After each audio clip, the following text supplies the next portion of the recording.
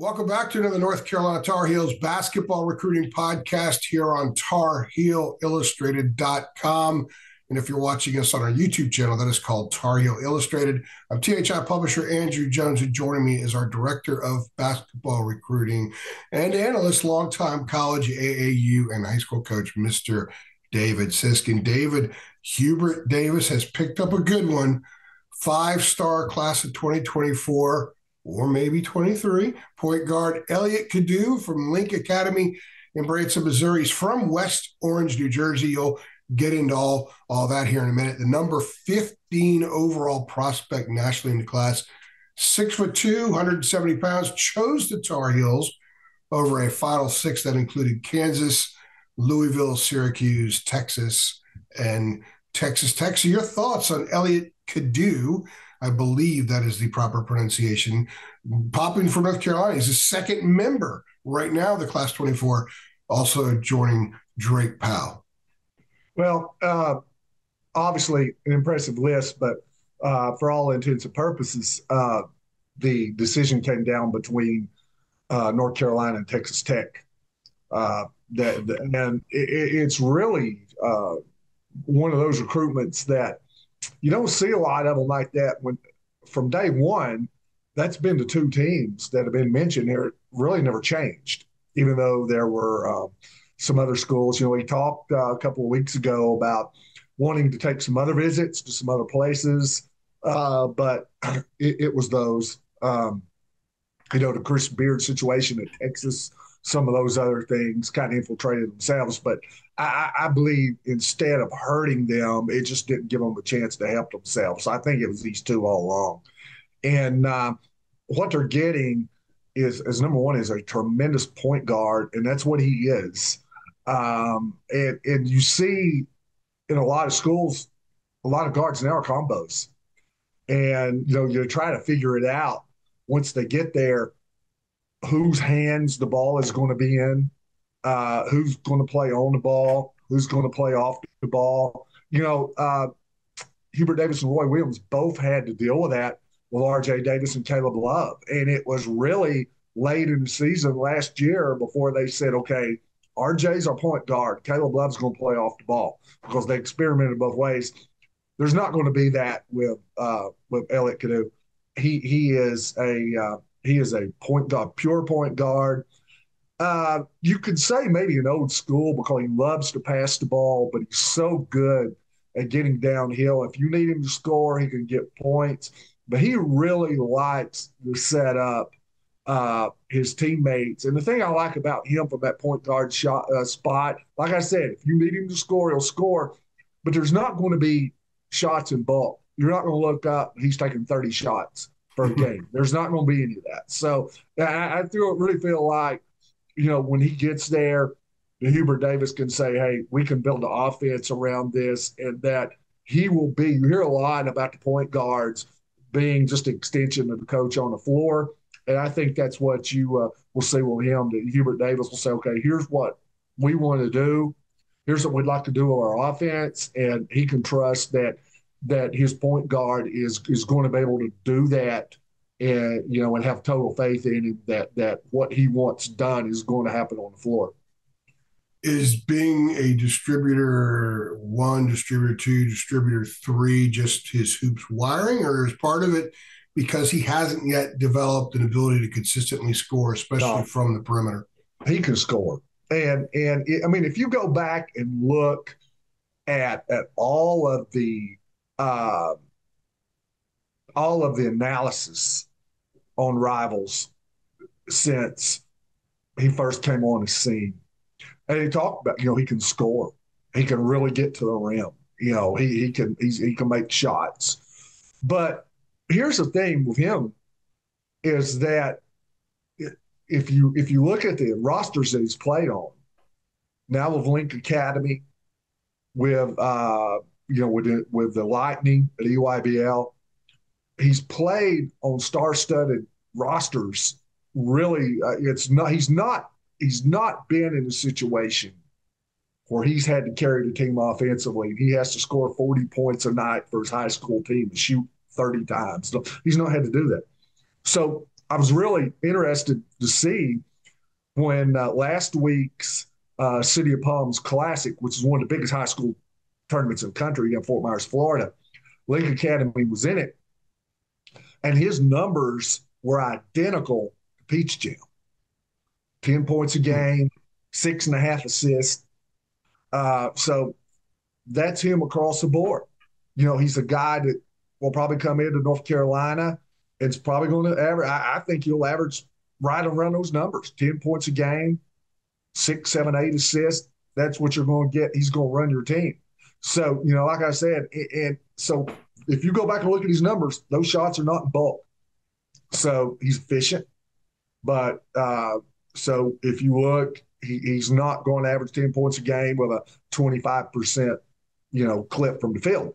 He's going to be efficient. He plays within the confines of the offense. So what is the path to Link Academy for him?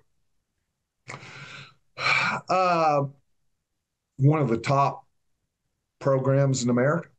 And it's like anything else. When you are a 5-star type player, a top 50 player, a top 100 player, not only do you have, can you go to any college you want to, and it's a free for all there. It's a free for all now, in high schools and just prep schools.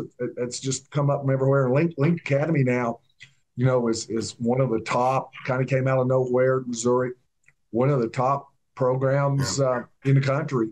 And they've not been there long. They've already put some big time players through. And if you look at their rosters now with Walsh and some of those other guys, very, very, very talented. So that's kind of how he's there. I couldn't really sit here and tell you the particulars. Okay, this is why he's at Lincoln Academy and not at Montverde or Oak Hill or somewhere like that. But he basically is good enough for any program in the country would have taken him. He's also an interesting prospect because of his background. You were telling me before we hit the record button about NIL and just where his parents are from. Kind of fill everybody in on that, because this is an interesting background for him that a lot of kids don't have. Yeah, he played on the Swedish national team in FIBA. Sweden is not known as, it's not going to be confused with Argentina or France or not even talking about soccer, but basketball of some of these places that have really just you're getting big time players out of. He may be, of that lineage from that country. Maybe another one that would come to my mind would be Akeem Noah. I think his mom was from Sweden. And in fact, I think she was Miss Sweden. And he's along that line. So even though he lives in the United States and he has United States citizenship since his mom was there, he's able to go back and play for the Swedish national team. But one thing that was very noteworthy about him was that he was once NIL came in, he was one of the first players to get international deals. And it's illegal. He's already been, with an agency, the Rock Agency. And, so he's an entrepreneur type of guy. So he already had situations set up even in high school. So he's done well with that. And you and I have talked about it once I was telling you about that. You said, well, that's going to do nothing but go up in North Carolina. So I think he sees that at a place like North Carolina, that it's a place where, he's going to be all about team. Let me say that for anybody that has any worries, I've watched him a lot, and he's never been a guy that stood out that he's about number one. He's about the team. But, he's at a place also, he understands he's already got a good, really business savvy. So you're looking at a guy who can come in and really understand his brand and how that brand could be marketed. He's already wrapped his arms around that. But in doing so, it's going to be around the team's success more than his success. I would imagine he and Armando Bacot have had a few interesting conversations about that during this recruiting process. I got to ask you this question. when you think Texas Tech basketball, even with the new coach there, I think they do maybe they move a little faster. I don't know.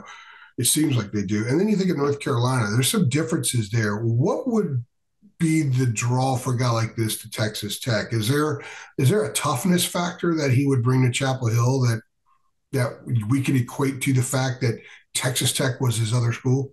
Yeah, I think so. And here's the thing: he liked Texas Tech for that playing style. And so if you go back and pull up the very first article of Rivals, and I know the first thing that really we could find was last summer, and it was what I had done when I did a piece on everybody on June 15th, which is the first day last summer that players of in the class of 24 could be directly contacted by coaching staffs. They had reached out to him, and then they offered him a Peach Jam, and Hubert said he wanted to watch him in Peach Jam live before he offered. He just didn't want to do it sight unseen. But at that time, when we went back and did a lot of research on him, Texas Tech was a school that he'd talked up for a good while because there was plenty of body of work out there on him, on his game, but on his recruitment also before North Carolina ever got involved. But and then you'll say, well, you said it was North Carolina and Texas Tech. It was, because if you look, once North Carolina got involved, up to that point, it was Texas Tech, Texas Tech, Texas Tech. I mean, that's all you heard. So he really liked that style of play. So you're right. That does tell you what kind of kid you're getting. When the topic of reclassing for a commit to North Carolina comes up, I would imagine a lot of fans get gun shy right now because they still feel the sting of Gigi Jackson.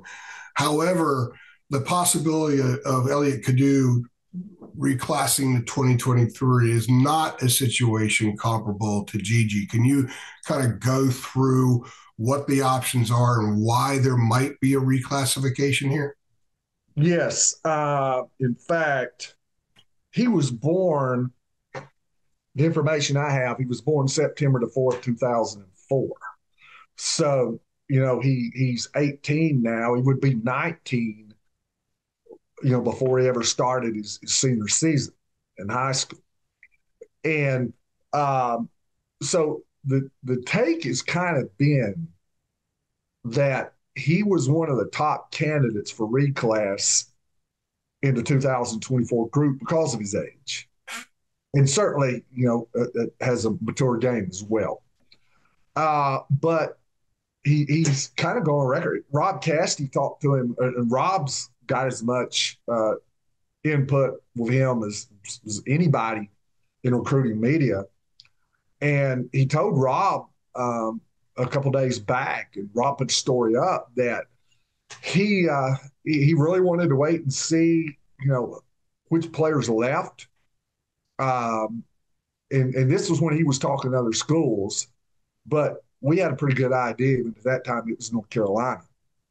So the deal that we knew it would be soon, but they decided on the commit date here on Wednesday.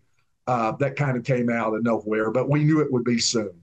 But anyway, he had said that he wanted to just kind of see who goes pro. So I know he had North Carolina on the brain. He might have been thinking Texas Tech, but I'm telling you what, you could count them on one hand, probably the programs that he was thinking about. But North Carolina was definitely one we looked at and he said, we'll see what the roster looks like. If these guys leave, and if you kind of get the feeling if RJ Davis leaves, he could reclassify. But if RJ Davis stays, it certainly feels like 2024, that he stays in that class. So, this is going to happen. We're going to see what happens here, in the spring, late in the season, after the season. So this one will play out. I think it's contingent on some other things. But I'll say this too, with the NIL, he's already, like we talked about, he's already got deals, that he's done in high school with an agency and everything. So I don't know the family situation as far as finances go. That's none of my business. But for him, his own self, he's doing evidently really well right now. So, Yeah. there's no rush. A lot of these kids, man, I can't wait to get to college and get in on these deals and all that stuff. And he's already doing, like I said, he's doing well for himself. Yeah, and to put a bow on the whole Gigi comparison thing, Gigi, there was talk about him reclassing for a long time, but it wasn't going to be at North Carolina. Then he decides to a couple months after he commits, and there wasn't room for him essentially. I mean, who on the current roster do you bump off for him? In this case, Carolina understands where things are. So if he decides to reclass, it's a domino situation. It's because RJ leaves, and obviously there's room for Elliot Cadeau. Elliot Cadeau, a 5-star point guard, class of 2024 right now. He attends Link Academy in Branson, Missouri. He's from West Orange, New Jersey, the number 15 overall prospect in the class, 6'2", 275 pounds. He will be a Tar Heel playing for Hubert Davis at North Carolina. For Dave, yeah, go ahead. Let me say two things. I really want to get this out. Okay. The first thing is, for anybody, it feels really burned by the Gigi Jackson deal, and that's understandable. But as you said, these two are not comparable. Yeah. Cadeau is up front on this thing right off the bat. They kind of understand where each other's at. I'm talking about North Carolina and Cadeau, and they've already talked about how they'll go about filling this thing out. So that's one thing. The second thing is, too, you talked about the ranking. If he comes in, let's say he did reclass to 2023, you got him with Sergio Wilcher, or Sergio's today, my bad, Simeon Wilcher. I talk to Sergio a lot. If he's watching, hello, Sergio, you're my guy. But you've got those two in the backcourt, and they're really close. One's ranked 14th in one class, one's ranked 15th in the other class. If there was a reclass there, man, they're very close together. So you're talking about 2 5-star guards if it did happen. Trimble. Seth Trimble. I mean, that man would be like that playing style. So, absolutely. Good days ahead looks like for Tar Heels. Yeah, very interesting. Lots of speed, too. I think Hubert wants to get faster and faster as he moves forward into this thing. For David Sisk. From New Jersey. Yeah. I know Simeon Wilcher's a New Jersey tough guard, man. And Hubert wants those kids. Jersey, New York. I mean, think about the grit that RJ Davis plays with. Hubert wants a bunch of dudes like that. Yeah. No doubt about it. All right. He's David. I'm AJ. Thanks for stopping by.